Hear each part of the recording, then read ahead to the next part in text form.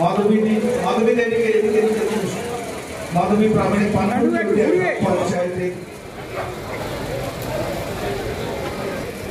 রাজনাকে আটকাবো না, কারণ ওনারও তো আজকে সভা রয়েছে।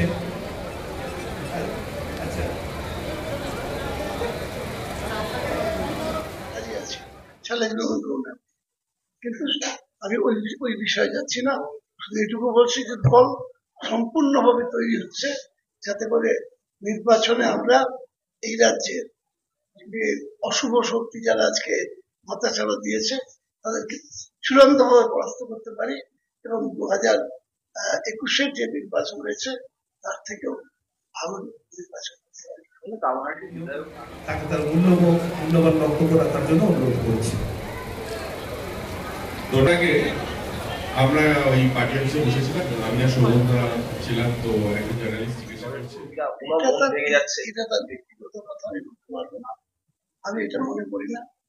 আমি মনে করছি যে আসে হয়তো কোনো কাজে কেউ আটকে যেতে পারে, কিন্তু কর্মীরা কর্মীর সম্মেলনে আসছে না, এটা ঠিক জায়গা দেওয়ার জায়গাটি না। এত না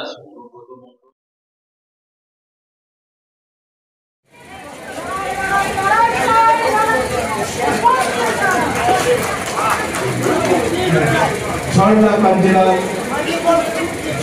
কাঞ্জিলালকে সম্বোধিত করছেন আমাদের মন্ত্রী সৌমিত্র চট্টোপাধ্যায়।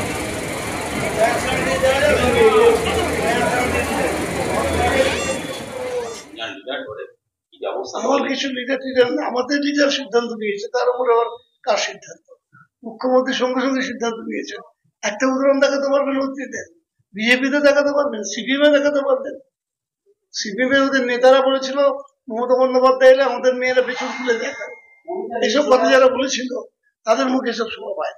যারা কি বলে আনন্দ মার্গিনীর হত্যা করেছিল তাদের মুখে এসব শোভা পায় না, যারা মরিচাপি করেছিল তাদের মুখে এসব শোভা পায় না। এগুলো আজকে বলছেন তারা ওঠে, কিন্তু এগুলো কোনো শোভা পায় না তাদের মুখে। মুখ্যমন্ত্রীর সঙ্গে সঙ্গে অ্যাকশন নিয়েছে।